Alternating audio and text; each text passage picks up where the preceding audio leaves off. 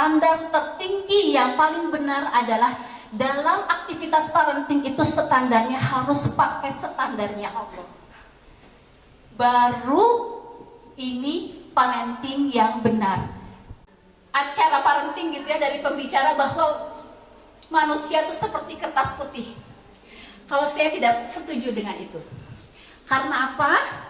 Karena sebenarnya Allah dalam Al-Quran itu sudah menjelaskan bahwa manusia itu lahir dengan membawa fitrah. Fitrah itu apa? Adalah potensi yang secara alami sudah ditanamkan semacam instal oleh Allah, yaitu instal ketauhidan. Ya, di dalam diri manusia itu selalu akan siapapun dia lahir dari seorang ibu manapun, dorongan untuk mencari Tuhannya itu akan selalu ada ya.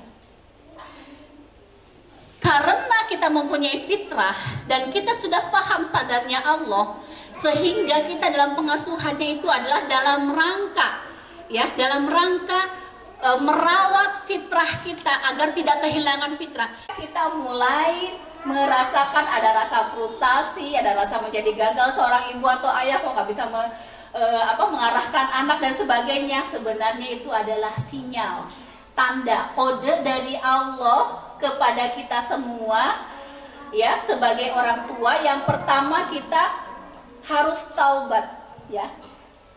Pasti ada kesalahan karena ketika fitrahnya sebagai manusia itu dirawat oleh kita orang tuanya, anak itu pasti insya Allah menjadi baik, menjadi mudah untuk diarahkan, menjadi mudah untuk dibina oleh kita. Kenapa kita kesulitan? Kenapa akhirnya anak kita menjadi ujian untuk kita? Itu sebagai pertanda bahwa harus refleksi kepada diri kita. Pasti ada hal yang harus dibenahi di dalam cara pengasuhan kita. Karena yang kita sering kali lupa ya, apalagi nanti berhubungan dengan tema tadi ya, tema new normal tadi, di mana anak-anak lebih sering di rumah dan kontribusi orang tua harus lebih banyak daripada sebelumnya. Itu ya, standar dari kesehatan mentalnya adalah karena anak-anak banyak yang mengalami stres, dan saya bisa melihat figur yang bahagia. Ibu, anak kamu bahagia nggak? Bahagia itu apa sih? Kadang-kadang anak juga nggak tahu, karena ibu-ibu juga nggak tahu ciri-ciri orang bahagia sama nggak bahagia juga nggak tahu. Nah, kita harus sadar ya Bu, jadi kita tuh kurang ilmu ya sampai sekarang gitu ya. Perasaan kita ngedidik anak sampai sekarang umur berapa, tapi kita ya Allah nggak tahu apa-apa ya selama ini tuh. Kita harus ngakui kebaikan bukan berarti fitrahnya hilang, berarti dia mendapatkan lingkungan yang tidak terjaga dan tidak terpelihara fitrahnya itu ternyata. Sepakat gak Bu? Nah, jadi kalau kita mau memperbaiki anak, memperbaiki anak, perbaiki dulu diri kita. Karena bagaimanapun, sejauh apapun yang kita lakukan itu pasti akan berdampak kepada anak-anak kita. Ya, jadi karena fitrah anak itu adalah fitrah bahagia, Allah menciptakan kita dengan segala perangkat kecerdasan yang dimiliki oleh kita manusia. Allah menciptakan seluruh alam semesta yang menjadi fasilitas yang Allah berikan kepada kita itu adalah semua fasilitas untuk bahagia. Berarti ketika ada manusia yang tidak bahagia, sebenarnya dia sedang hidup tidak dalam fitrah. Karena semua manusia itu fitrahnya bahagia. Maka kalau tidak bahagia, itu pasti ada yang harus diobati, ada yang harus dibenerin. Karena semua manusia seharusnya bahagia. Nah, itu salah satunya tujuan pendidikan, tujuan kita melakukan parenting itu menjadikan anak-anak kita bahagia. Dan bagaimana mungkin kita menjadikan anak-anak kita bahagia kalau kita sendiri belum bahagia. Nah, kemudian yang paling penting adalah selamat. Selamatnya tidak hanya di dunia, tapi juga di akhirat. Ya. Nah, ini konsekuensi yang berbeda, dan perbedaannya kenapa parenting itu harus standarnya Allah atau pilihannya yang bukan Allah. Ketika kita pakai standar Allah, ini keuntungan yang akan kita dapatkan. Nah, ini harus kita benahi dulu fondasinya. Ketika ini sudah paham, berarti kita akan dengan mudah untuk memperbaiki pola pengasuhan kita. Kita akan dengan mudah untuk open mind menerima segala pola pengasuhan Islami yang sudah dicontohkan oleh Rasulullah. Dan kita insya Allah akan dengan mudah merubah saat ini juga. Kita berniat di dalam hati mulai sekarang dan seterusnya akan mulai merubah pola pengasuhan. Karena apa, Bu?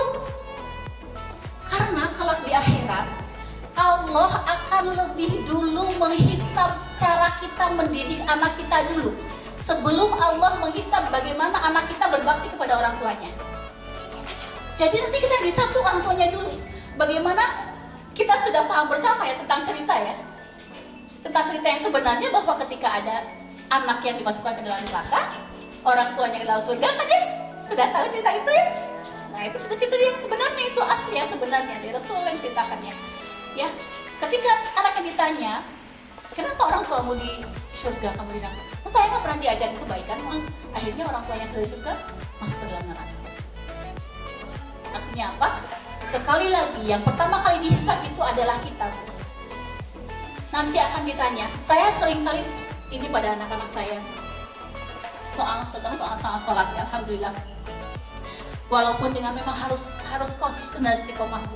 Kalau tidak ada kekonsistenan itu ya memang namanya juga anak-anak ya. Karena pola yang terbentuk di dalam otak anak-anak itu salah satunya dibentuk oleh kebiasaan, oleh kekonsistenan, baru membuat pola.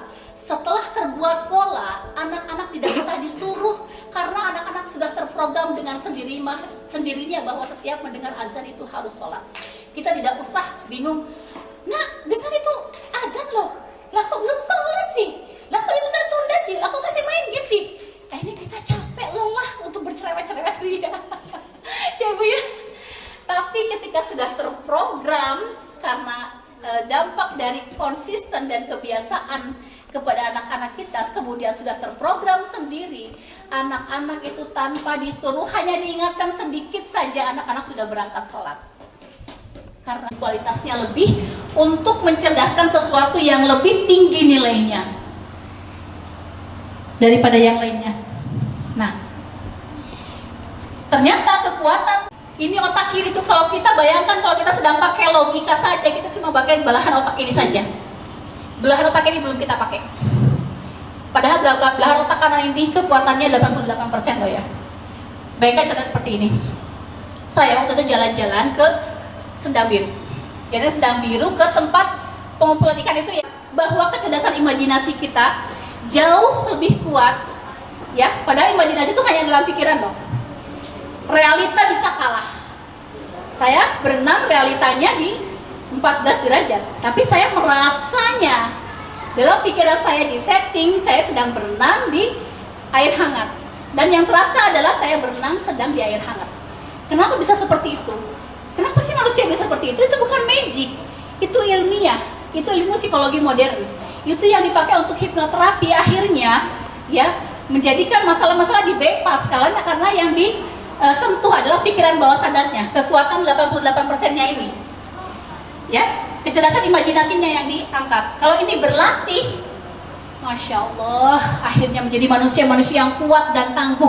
Kita menjadi manusia yang tidak bisa disakiti.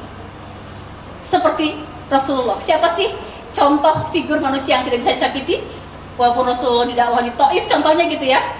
Dia diludahi, dilempari kotoran. Siapa sih manusia yang merasakan ujian yang melebihi dari ujiannya Rasulullah? Seorang Nabi, tidak ada kecuali Rasulullah. Diludahi, difitnah, dilempari kotoran, kemudian mau dibunuh dan sebagainya. Itu semua Rasulullah lakukan. Tapi kenapa kalau Rasulullah ketika malaikat mengizinkan, ya Rasulullah, malaikat tidak tega gitu ya. Kalau seandainya engkau mengizinkan, gunung-gunung di Taif ini akan aku timpakan kepada orang-orang yang melempari kotoran dan memfitnahmu. Rasulullah menjawab sambil tersenyum, jangan. Karena mereka melakukannya itu karena mereka nggak paham, belum paham. Kalau seandainya mereka paham, mereka pasti akan ikut sama Islam. Mereka pasti tidak akan melakukan itu. Itu figur dari Rasulullah. Dan kita pun bisa mencontoh, itu asli dari kecerdasan spiritual dan kecerdasan otak kanan yang dipakai Rasulullah. Itu kita bisa duplikasi, Bu. Karena ini memang ada ilmunya dan mudah dilakukan kalau kita mau belajar. sejatinya misalnya secara realita orang itu memfitnah kita, ngomongin jelek tentang kita, misalnya mencaci maki kita gitu ya, realitanya. Tetapi ketika kita mengimajinasikan, kita tidak izinkan itu ada sebuah rasa sakit, kita mengizinkannya itu adalah segala apapun yang Allah yang Maha Tahu. Andaikan itu jangan dianalisa, ikuti saja, fokus dengan kepada kata-kata saya, ya. Nanti apa yang terjadi? Kalau seandainya yang terjadi ada sesuai dengan yang realitanya nanti, itu tandanya dia mempunyai kecerdasan imajinasi yang sangat luar biasa. Mari kita buktikan bersama-sama. Duduknya yang rileks, yang nyaman, senyaman mungkin, terserah. Bapak mau ikut, monggo. Untuk membuktikan benar tidaknya. Ibu-ibu di belakang silakan ikut ya. Ibu guru juga silakan ikut. Sekarang genggam tangannya di depan seperti ini. Ya, fokus kepada genggaman tangan. Ya, relax. Mata, pikiran, perasaan fokus ke dalam genggaman tangan. Ya, silahkan fokus kepada genggaman tangan ibu. Apapun yang saya katakan, entah kenapa membuat ibu semakin fokus dan semakin meyakini apa yang saya katakan. Bayangkan dan rasakan di dalam tangan ibu itu ada sebuah lem. Saya beri lem yang membuat entah kenapa semakin, karena lem ini ternyata sangat mahal dan sangat daya rekatnya sangat luar biasa. Dan bayangkan, rasakan lem itu benar-benar nyata ada di situ. Saya beri lagi, semakin sulit untuk dibuka, semakin sulit untuk dibuka, dan semakin sulit lagi, dan 10 kali lipat lagi lem itu semakin bekerja karena semakin kering, maka semakin sulit lagi untuk dibuka. Dan ibu berusaha sekarang, mulai sekarang ibu berusaha. Oh, ini jangan pulang. Ada lagi kak? Ada lagi nggak bisa dibuka kak? Sudah. Oh, ada lagi kak? Sudah bisa dibuka semua? Sudah bisa dibuka semua? Nah, itu biasanya saya lebih lama lagi, tapi terlalu cepat ya. Nah, kebetulan anak saya itu bapernya sangat tinggi. Karena anak saya itu hitam, juga nggak tinggi. Jadi kadang kalau darah ngomong pendek, hitam, dia bapernya luar biasa. Sampai sekolah pun nggak mau yang satu kampung dengan mereka. Pertanyaan saya, bagaimana mengatasi anak yang seperti itu? Kedua, saya sendiri orangnya suka baper, Bu. Itu bagus atau memang harus dihilangkan? Terima kasih. Bahwa otak anak itu lebih mendominasi masalah imajinasi. Sedangkan tapi yang ada di layar, tadi termasuk di situ adalah menambah keimanan yang coba Bu ya. Dan itu tadi nggak di situ Bu. Ya, itu apa hubungannya antara keimanan dengan imajinasi yang dicontohkan oleh Rasulullah? Demikian pertanyaan dari saya. Jazakumullah khair. Assalamualaikum warahmatullahi wabarakatuh. Ya, anak itu refleksi orang tua. Sekarang pertanyaannya begini, ya, baperan itu memang juga termasuk salah satu program yang bisa terjadi dari banyak hal ya. Bisa karena memang dia mempunyai watak melankolis. Watak itu ada 4 dan itu semuanya genetis. Salah satunya orang yang berperan itu biasanya watak melankolis. Watak melankolis itu adalah cenderung mudah terbawa perasaan, cenderung berperan gitu loh ya. Nah, karena itu watak, tapi watak itu bukan berarti tidak bisa dirubah. Sekarang pertanyaannya cuma satu, apakah pada saat berperan itu ibu terganggu nggak sih kehidupan ibu? Pada saat baperan itu atau tidak? Merasa terganggu atau enggak? Kalau baperan itu melahirkan sebuah sesuatu yang kemudian positif dan akan memberdayakan menjadi sebuah sesuatu untuk bernilai kebaikan, bahkan menjadi lebih, itu sebenarnya tidak perlu untuk dirubah, hanya perlu dipilah-pilih dan di manage aja gitu. Dikelola. Segala sesuatu ya yang terbawa perasaan akhirnya mengganggu kepada aktivitas ibu, mengganggu kepada produktivitas ibu, kemudian akhirnya menjadi kepikiran, menjadi beban emosi, itu kira-kira baik atau tidak? Kalau seandainya nggak baik, berarti harus dihilangkan. Kalau ternyata kebaperan itu ternyata melahirkan sebuah empati yang dalam kepada orang, akhirnya ingin membantu sebatas kemampuan kita dengan secara proporsional. Proporsional maksudnya sesuai dengan kemampuan kita gitu ya. Jangan sampai kita mendahulukan untuk bantu orang sampai sekuat tenaga kita, sampai anak kita keleleran, belum makan, belum apa segala macam gitu, bisa contoh kayak gitu ya. Jadi ibu sendiri yang harus tahu. Ketika ibu tahu lalu mengenal diri sendiri, akhirnya lebih bisa mengelola kebaperan itu. Kalau seandainya bisa kebaperan itu melahirkan sebuah produktivitas yang baik dan mengarah kepada kebaikan, itu boleh untuk dipelihara itu maksudnya tetap dipakai untuk hal yang akhirnya membawa kepada kebaikan. Tetapi ketika itu ibu rasa kemudian membawa kepada keburukan, pada akhirnya anak kita setiap harinya mendapat cipratan energi dari orang tuanya yang baper. Jangan salahkan dia untuk menjadi kenapa baper, karena setiap hari mendapatkan kiriman energi dari orang tua yang baperan. Karena kalau seandainya respon yang ibu lakukan terhadap keadaan, terhadap orang lain, terhadap peristiwa, dan terlihat oleh anak, terbaca oleh anak, itu energinya masuk menembus kepada anak. Dan itu sama aja dengan kita sedang membuat program juga kepada anak. Karena anak itu lebih butuh, jadi apa yang terlihat oleh anak lebih cepat untuk ditangkap daripada apa yang anak-anak dengar. Kita percuma ngomong, "Bo, jangan baperan toh nak." Oh, ibunya baperan loh. Ketika anak-anak ada yang ngomong gimana? Kayaknya itu ngomongin aku deh. Nah, kayaknya si ibu itu kayaknya ngomongin mama deh nak. Padahal mama kan nggak ngapa-ngapain. Nah, ngomongin sama anak misalnya gitu. Itu aja sama aja dengan kita memprogram anak bu kayak gitu itu. Misalnya contoh ya itu ya. Tanpa sadar seperti itu, kita sedang mengirimkan energi kepada anak kita. Nah, bagaimana cara kita merubah kalau seandainya itu merugikan? Rubah dulu diri ibunya. Karena apa? Anak itu kan usianya masih muda, jauh dari kita ibunya, pikiran mereka juga masih sangat terbatas, mengalami hidupnya juga belum banyak, sehingga menangkap apapun itu sangat lebih mudah. Jadi kalau kita perbaiki diri kita dulu ya, menjadi seorang ibu, menjadi baperannya lebih proporsional sesuai dengan porsinya. Ketika baik diteruskan, ketika itu mendatangkan keburukan, kita stop. Kemudian anak-anak melihat kondisi ibunya ada perubahan, itu pun akan energinya akan menuju pada anak, dan anak-anaknya akan terprogram dengan sendirinya, ditambah dengan kita sering bicara. Dan kebaperan ini ada keuntungannya. Keuntungannya apa? Anak-anak agar bisa mudah untuk diberitahu, ya, mudah untuk diarahkan.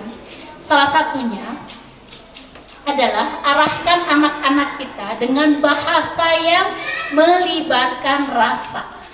Dan orang-orang yang baperan itu sangat mudah untuk melibatkan rasa. Jadi ketika melibatkan rasa itu, anak-anak kita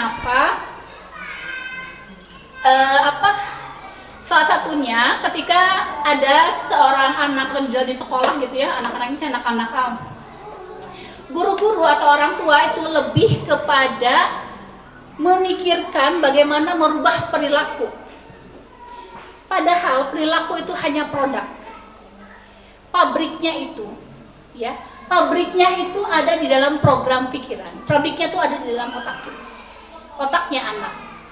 Ya, jadi otaknya nggak diapa-apain, ya, kita tidak ditreatment untuk memakai bahasa rasa, untuk membawa anak kepada lebih kepada otak kanan itu. Sekali lagi ya, karena di dalam otak kanan itu ada rasa itu ya. Nah, jadi ketika kita melakukan pendekatan kepada anak dengan banyak melibatkan rasa, maka yang lebih teraktivasi adalah otak kanannya. Ya. Jadi kalau kita memberitahu anak, jangan sambil lewat, jangan sambil nggak diperhatiin. Jangan sambil verbalnya aja yang ngomong, tapi rasa kita nggak ikut bekerja, tapi kita duduk berdua, dekati anak kita, usap-usap tubuhnya, peluk, cium, sayang. Pada saat itu sinyal kita sedang baik. Pada saat itu kondisi otak kanan kita sedang bekerja dengan baik, itu dekati anak. Pada saat itu kita sedang merawat bahagia anak, sedang membawa anak kepada otak kanan, ya, bahasa rasa itu. Nah, makanya program pikiran yang lama yang dulu pernah terjadi kemudian merugikan anak dan akhirnya menjadi anak-anak yang perilakunya menyimpang, ya. Kenapa? Karena perilaku itu sekali lagi hanya produk. Benerin dulu pabriknya, yaitu otaknya. Bagaimana cara ngebenerinnya? Membawa dekati anak dengan keterlibatan rasa yang lebih dalam.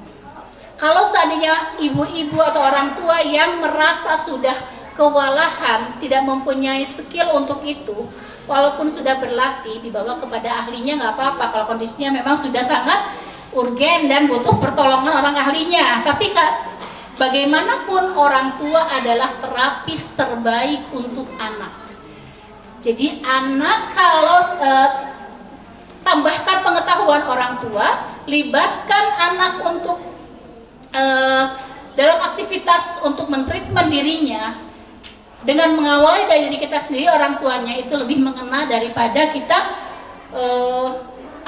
membuang-buang bahasa verbal kita, tetapi nggak ada keterlibatan rasa tuh anak-anak nggak akan merhatiin, Bu. Apalagi anak-anak sekarang, semuanya tuh semua megangin nih, Bu. Bener apa enggak? Kalau kita nggak ada keterlibatan rasa, terus kita mau ngapain denger? Harus ada aktivitas yang lebih untuk melibatkan rasa, baru otak kanannya bisa teraktivasi.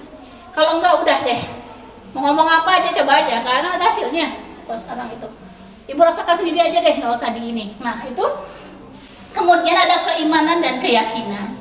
Nah makanya kenapa, ya, sekali lagi kecerdasan spiritual 50% itu sedini mungkin untuk lebih dicerdaskan dulu, dimatangkan dulu sedini mungkin dari mulai bahkan di dalam kandungan. Kenapa? Karena itu kelak yang akan menjadi program, yang akan menjadi cerdas lebih dulu itu adalah spiritualnya dulu. Ketika spiritualnya cerdas, keimanannya kemudian tumbuh dengan baik, ya. Dia yakin sekali siapa Tuhannya, dia yakin sekali dengan segala misalnya segala rukun iman gitu ya, dia keimanannya beda ya, saya lagi yakin dan percaya itu posisinya bukan di posisi percaya lagi, tapi di posisi dengan yakin. Kalau dulu kan kita diajarin percaya kepada Allah gitu ya, padahal sebenarnya bukan percaya. Level tertinggi dari keimanan itu adalah yakin, ya, yakin kepada Allah, yakin dengan segala pengaturan Allah, yakin dulu bahwa segala sesuatu itu sebelum apa-apa tuh ke Allah dulu gitu loh, ke Allah dulu sebelum yang lainnya. Kalau kita sedang sedih, ke Allah dulu. Kalau kita sedang senang, ke Allah dulu. Kalau kita sedang ada permasalahan, ke Allah dulu, sebelum kita melakukan ke makhluk, gitu ya.